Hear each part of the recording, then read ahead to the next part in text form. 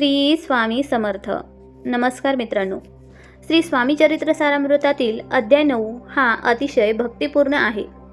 यामध्ये प्रामुख्याने बसप्पा नावाच्या निष्ठावान भक्ताची कथा आणि स्वामींचे अक्कलकोटमधील महात्म्य वर्णन केले आहे.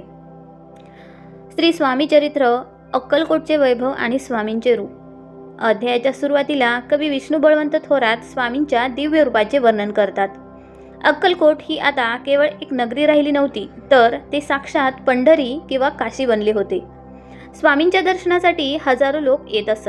कोणी संकटात असेल, कोणाला व्याधी असेल किंवा कोणाला केवळ आत्मिक शांती हवी असेल, तर स्वामी प्रत्येकाची मनोकामना पूर्ण करत असत. अक्कलकोटमध्ये बसप्पा नावाचा एक लिंगायत भक्त राहत होता. तो जातीचा वाणी होता. तो अत्यंत गरीब होता, परंतु त्याचे स्वामींवर अलोट प्रेम होते. तो दररोज नित्य नियमाने जंगलामध्ये जाऊन सुगंधी फुले आणि बिल्वपत्रे निवडून आणत असे. स्वामींची पूजा केल्याशिवाय तो पाणीही पित नसे.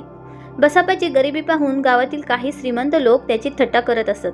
ते म्हणत, "अरे बसप्पा, तू एवढी सेवा करतोस, पण तुझी गरिबी काही जात नाही. हे कसले तुझे स्वामी?" परंतु बसप्पा मात्र डगमगला नाही. त्याने आपल्या मनातील शंका स्वामींच्या चरणी अर्पण केली.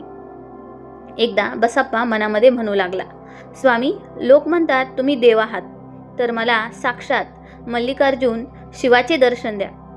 स्वामी अंतर्यामी होते. त्यांनी क्षणामध्ये ओळखले की आपल्या भक्ताला प्रचिती हवी आहे.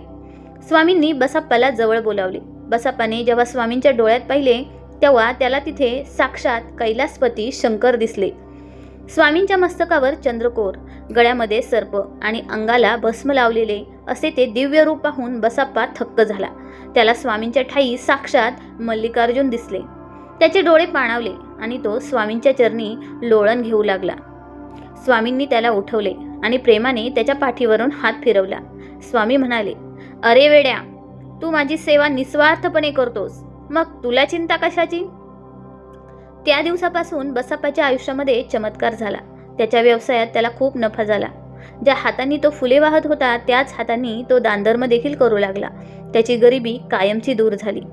या अध्यायामध्ये पुढे स्वामींनी इतरही अनेक भक्तांचे अहंकार कसे दूर केले याचे वर्णन येते.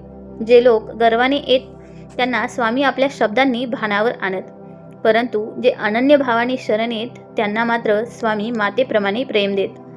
अध्यायाचा शेवट स्वामींच्या नामाच्या जयघोषाने होतो. श्री स्वामी समर्थ हे नाम केवळ उच्चारल्याने सर्व संकटे दूर होतात. हा विश्वास या अध्यायातून